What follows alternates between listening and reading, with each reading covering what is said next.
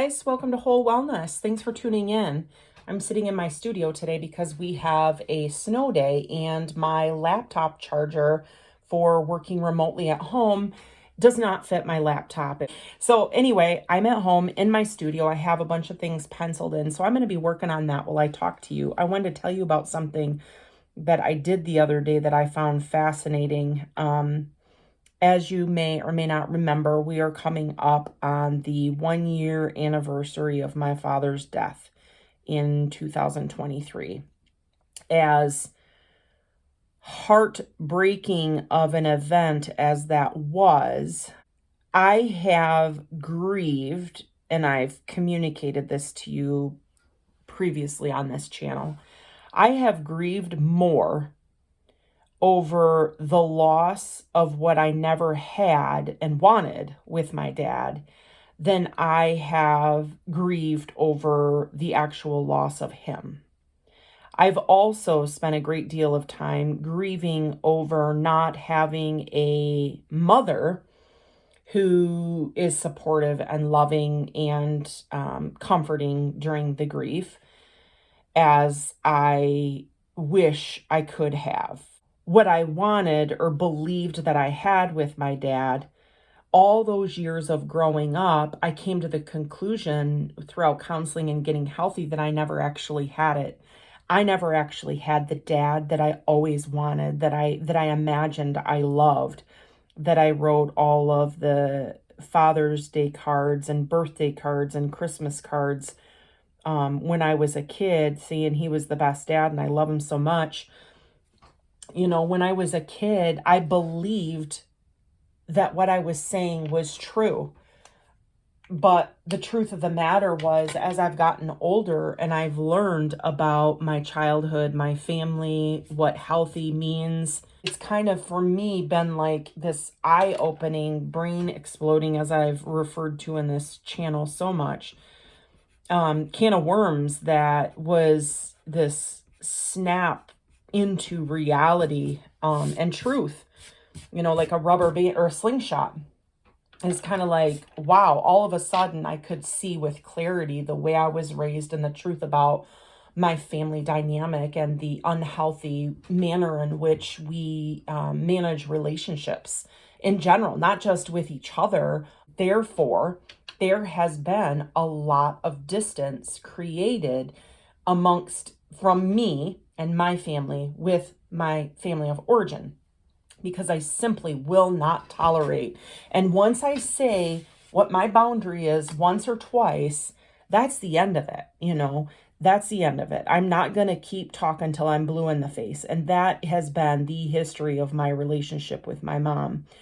I have talked till I'm blue in the face with my mom about the things that she cannot do, i.e., she cannot call up my husband and talk to him about my family or me. She must talk to me, because in the past she has lied, she has tricked, she has manipulated, and she has gone so far as to, not that long ago, like 2 years ago, she actually left a voicemail on my husband's cell phone because I told my husband, do not pick up any calls from my mom anymore. It started out as, don't pick up those calls if you don't feel like it, and now I 100% supporting him just not answering the phone at all. It just makes him uncomfortable. He doesn't like to be caught in the middle, and I don't blame him.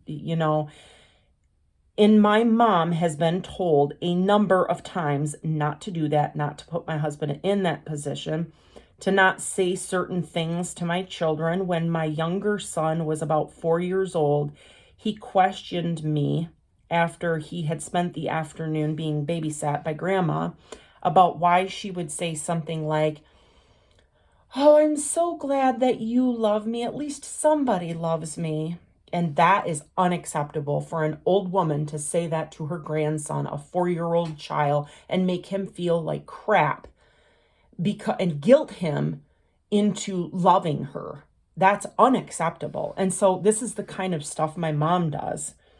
And so therefore, I manage her, and I manage her at a distance. And that is the story of my life. My mom, and part of the reason why I have gotten the reputation that I have, in my family as being the troublemaker because I'm the scapegoat partially, but also because my mom has spent my entire life triggering me. She baits me and gets me wound up and gets me upset and says things just to upset me and to hurt me and to make herself feel better about herself. And it's not just me she does this with. She is codependent. It's in her romantic relationship with my dad. So there is an aspect of her that is very loving and giving. And this is where it gets so screwy because she's not just codependent. She is also, I suspect, without ever getting help or being diagnosed, my theory is that my mom has also been borderline personality for the entirety of her life since her own childhood trauma from young, which the extent of which I've talked about in this channel before, I don't have a whole lot of details on.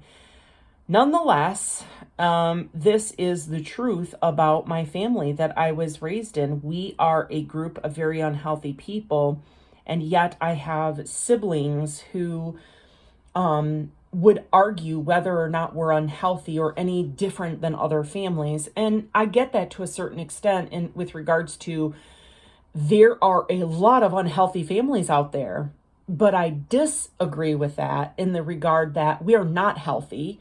And who cares about the rest of the world? Let's get us healthy. Let's get us healthy relationships. Let's get honest with ourselves. Let's get honest with each other and improve our own situation. Right now, collectively, my family of origin is all at odds with each other. We all have these bitter histories with each other. And I, despite my own bitter histories with my siblings, I don't want anything to do with that anymore. I honestly don't want anything to do with the drama anymore. The last drama or conversation that didn't really go super well with my family I had last year at the time of my dad's passing. But as I was saying about the grief part of all of this is that we're coming up, by the time this video is edited and loaded onto my channel, the anniversary of my dad's death will have passed, will have come and gone. And I have found myself over the last year coming to realize that when I start to feel grief inside, it's not what you think of in the traditional sense of grief. I'm not feeling sad about not having my dad to talk to. I'm not feeling sad about not having my dad at family gatherings. I'm not feeling sad in general about not being able to talk to my dad or see my dad. What I feel sad about and what I have grieved is not having the relationship ever throughout my life with my dad that I thought that I had, that I wanted so desperately, that I spent my entire life trying to have, to no avail. Getting to the point in my life where through counseling, I realized that the relationship I had with my dad was completely, the intimacy that I thought I had in my relationship with my dad was completely imagined. That he wasn't an intimate person and he never was going to be. That's what came out of those later conversations that I had with my dad, where I talked about how he was raised and we talked about abuse and how we define abuse. And we had very few conversations about he and my mom, but my dad was very controlling and very manipulative. Those are two facts about my dad that I don't know if anyone in my family, other than perhaps my mom, who also is very unhealthy, would own to. And neither one of my oldest brothers nor any of my younger siblings were manipulated and traumatized emotionally and mentally to the extent that I was by our mother. My mom I can't even describe the mental torment that she has put me through over the years We have been around and around and around and around with her inappropriate, abusive, manipulating behavior and actions. And talking to her, it's hard to describe if you've never experienced this kind of abuse. Talking with her is like getting on a merry-go-round and having someone spin it, someone very muscular and strong spin it. And it goes round and round and round and round and round and round. And to the point where they're spinning and they're spinning and they're spinning. And eventually you're just, by sheer exhaustion, you go flying off the merry-go-round and you don't know what the heck hit you. You're just stunned. You're hurt. And you don't know what to do. And you see the aftermath of the empty merry-go-round kind of slowing down. And then eventually it stops. And then a couple months later, you might get back on the merry-go-round again, but you're not sure if you should. That's my relationship with my mom for the last 50 years. The way she treats me and the things she does to me and the things she says to me is very unique. Number one, because, and this is something that my siblings could never relate to, even if they tried desperately. This was something that I had no control over, played no effort in this establishment of this position of mine. But I was the first girl born, and so I was the apple of my parents' eyes. And then my mom got jealous of me because I was the apple of my dad's eye. But then as I grew up, I was failing to meet my dad's criteria of what it meant to be the apple of his eye. I wasn't an athlete. I wasn't a scientist. I wasn't a brainiac. I wasn't a 4.0. I wasn't the most popular cheerleader, 100-pound, blonde, whatever. And so, there was this constant battle throughout my childhood of never being good enough for my dad, being resented by my mom, and at the same time, her being jealous of me because she always was threatened by my dad's love for me. But the other day, I drove past my dad's apartment. And this is the first time, I've thought about it a couple times, and every time I thought about driving past his old apartment, where I did spend quite a bit of time with him, the thought that's going on in my head when I've considered this is, why would I do that? And then I would think, just to be reminded of him, to feel close to him.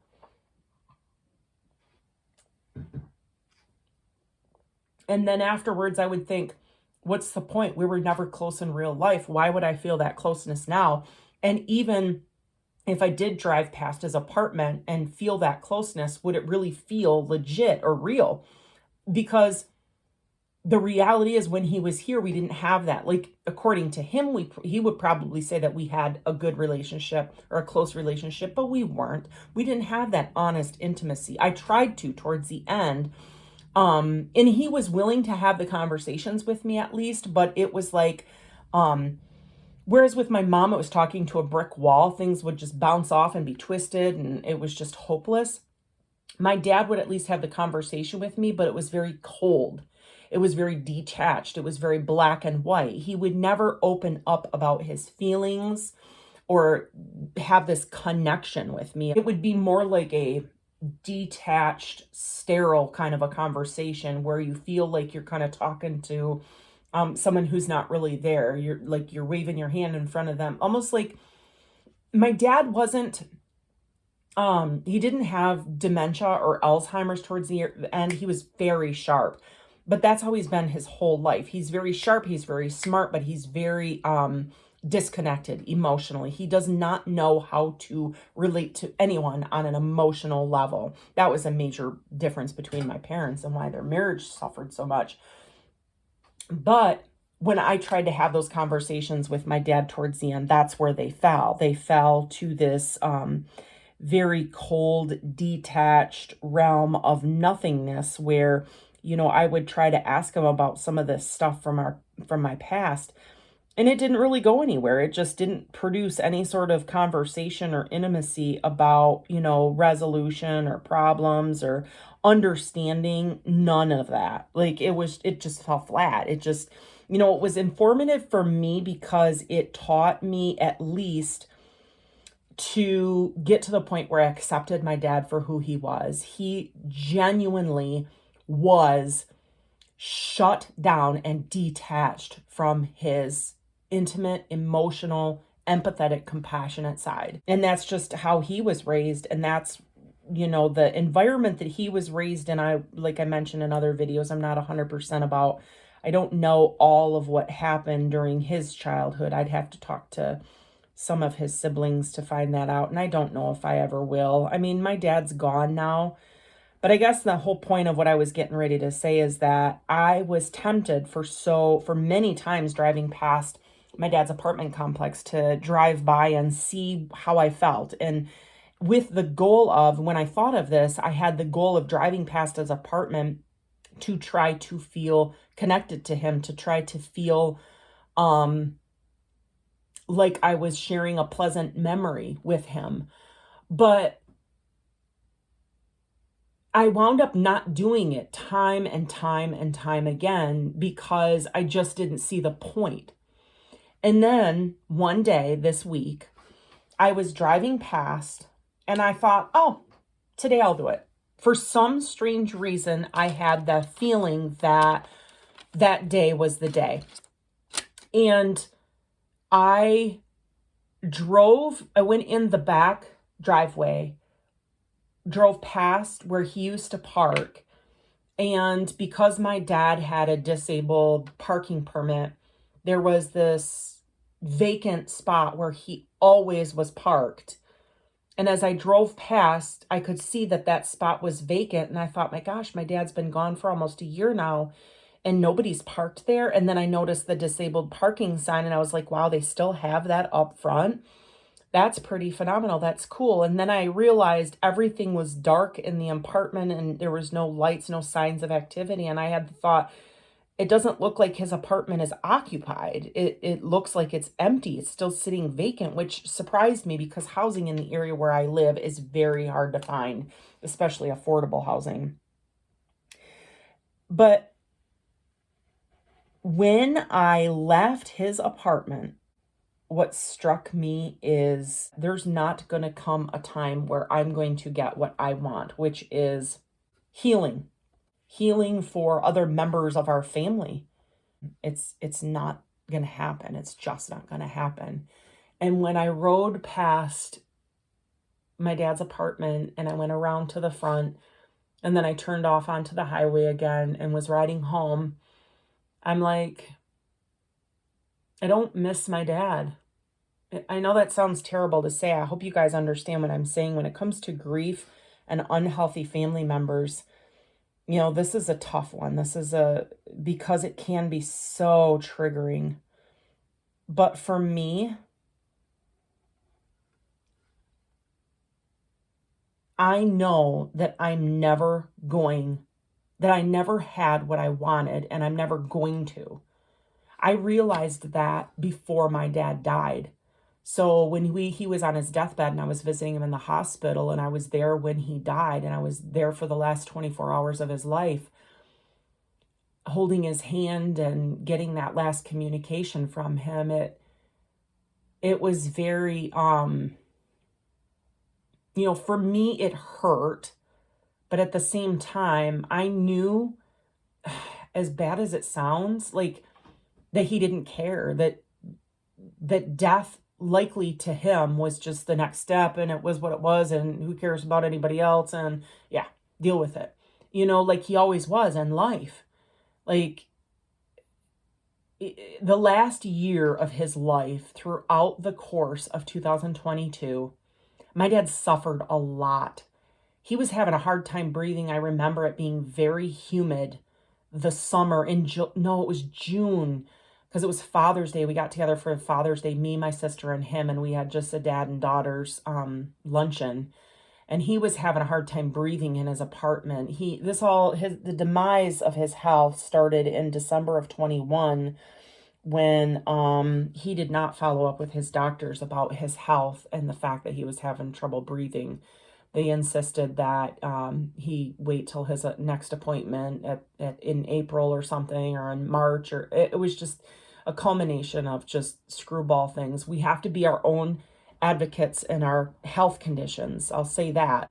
I remember on Father's Day of 2022, my dad saying that he was having such a hard time breathing still. And this was a continuation of the prior 6 months, the first 6 months of 2022, and he was just had a lot of fluid on his lungs and he couldn't get rid of it. And he was trying to figure out how, to improve and what medicines he should be on and all this other stuff.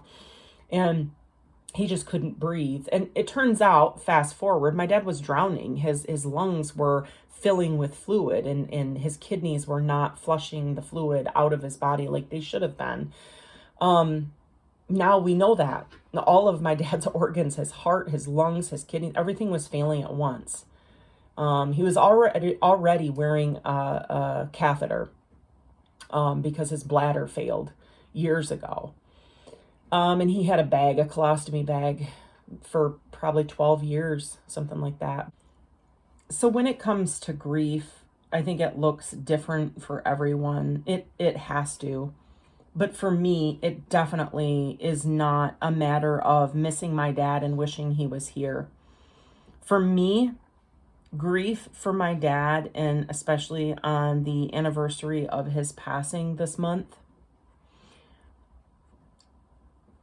what I grieve more than anything, which I grieved before he even actually passed, is the fact that my dad was unhealthy, never healed himself from whatever injuries he had from his past, and grief over the various levels of unhealthy within our family, grief over my own inability to ever have a dad that loved me for who I was.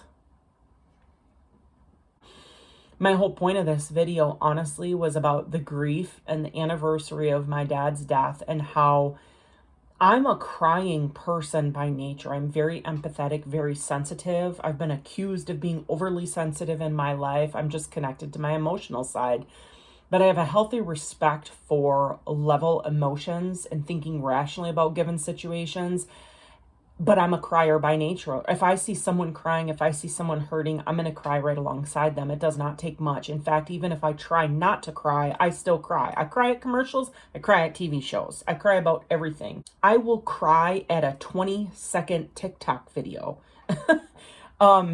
It doesn't take much. And I have not cried for my dad in months. Because the truth of the matter is, I don't really miss him. And as bad as that sounds, I don't mean it meanly. I'm not trying to be a jerk. I don't miss the man that my dad was. When I've cried and when I feel grief, I miss the man that I thought my dad was when I was younger, and the dad that I had wanted my entire life but never had. I believe that I have a couple brothers who believe to this day that my dad was someone that he was not. And that hopefully, this is what I have expressed before about the grief thing and the loss of my dad. And I don't know where we're at with my siblings because we're not super close. But the fear I have is that these very same brothers of mine, the couple that grieve the loss of the man they believed my dad was, they're going to wake up someday soon. Maybe not soon, but they're going to wake up one day and go, my gosh, Dad was not the person I thought he was. Because my personal belief is that my dad propped us all up. He was the number one person who validated and invalidated us. and our respective significant others that may be out of the picture now played about 20% of that role, and my dad played probably 60% or 80% of that role. And in the wake of the loss of my dad, now these select brothers of mine do not have that constant validation. And that very validation that kept those brothers of mine going throughout their entire life, in the absence of my dad, it cannot possibly be filled by anyone else, not even their spouses, if they have a spouse. It can only be filled up by the person who started it in the first place, and now he's gone. And that, I grieve that day. And as much as I don't want my family to know about this channel, because I believe that a lot of them will be hurt by it because of the truth behind what I talk about, I would love to show them this video where it says, that's the problem. That's the root problem that has existed in our family since the inception of my parents' relationship and each of our births, is that we've all been living this lie about who and what we are. And we don't truly and genuinely love and respect and support each other because we are family. We're constantly at each other's throats. We constantly lie. We constantly manipulate. It's not all of us are like that, but some of us are. And we're unhealthy if we're ignoring that and not talking openly about these flaws in the family system. We need to acknowledge everything up front and out in the open and be real and be honest with each other. Grief is a tough one, and it looks different for everyone. And I can't stand when I see these posts on social media about how you should love your mom while she's here on earth because she gave everything to you, blah, blah, blah, blah, blah. Not so for the abused and traumatized and parentified daughters and sons of an unhealthy mother. And I'll tell you what, as much as I would love to say that I miss my dad, I don't. But at the same time, as I say those words, I feel like he's in heaven and knows this. He's hearing me say that. And I feel like he knows that I don't miss him. And I feel like he knows why. Because he couldn't on this earth be the person he needed me to, that I needed him to be, that my mom needed him to be, that my brothers needed him to be. But now he's in a place where he's looking down and going, well, when you guys get here, we'll sit down and have a long conversation. Now that I'm aware, now that God's healed me, now that I'm in this place, for some reason, I feel like that's going to happen, which is part of the reason why I don't feel guilty. It's the truth. I don't miss my dad. I don't miss this disconnected, unemotional person who was never able to truly love me for who I was and see me for who I was and see all the beauty and the gifts and what I have to offer. And always, always, always the person who wanted his unconditional love so desperately and never got it. This injured person I used to be. Well, I still am that same person, but I'm better now. I don't miss that person who didn't know. And see, that's the other thing, is I'm not angry at my dad anymore either. I found forgiveness for him before he died. I don't know how. Maybe I'll go back and watch an earlier video, because I know I've done some videos on forgiveness, because forgiveness is another thing that brings guilt to people. And that's terrible. That's terrible. Forgiveness should never be something you feel like you should do. And I certainly came about forgiveness quite by accident. I didn't even realize I had forgotten my dad. Or forgiven my dad. I just one day woke up and said, I'm not mad anymore. I'm not angry at him. I believe to this day that my dad did the best he could do with what he knew. Unless someone has awareness, they can't get better. They're completely blind. So that's why I can't be and stay angry at most of my siblings. There's just the one, the oldest narcissistic brother, and my mom, who definitely exude intent with their manipulation and trickery. They purposefully anger, and they seem to be a little malicious, if not a lot malicious in some of their actions and words. But most of my siblings are just as unaware and ignorant as my dad, and therefore I can't stay or be angry at them and resentful. They're just clueless. They're just clueless. That's why when we talk about being healthy, awareness and truth are two pillars of being healthy. You have to have both. But I am going to continue with my art because I'm in my studio on this gorgeous snow day. Then later I'm going to go remove some snow. My car at least is cleaned off, but my driveway's got another probably 5 inches in it. I've already cleared 1.5 feet of snow, and my husband cleared snow yesterday, but he had to take our son back to school. So they're gone, and I am supposed to be at home remote working, but like I said at the top of the video, my laptop battery died and the cable I was given to charge it does not fit. So I am going to finish this up, do a couple business cards, and then I am going to edit this video, probably upload it soon. And I want to thank you for joining me today, and hopefully this discussion about grief and my dad and healthy relationships and a healthy family has been helpful to you. Sorry about this. I'm picking you up now to make my goodbyes and to thank you for joining me today. Take care. Till next time. Bye.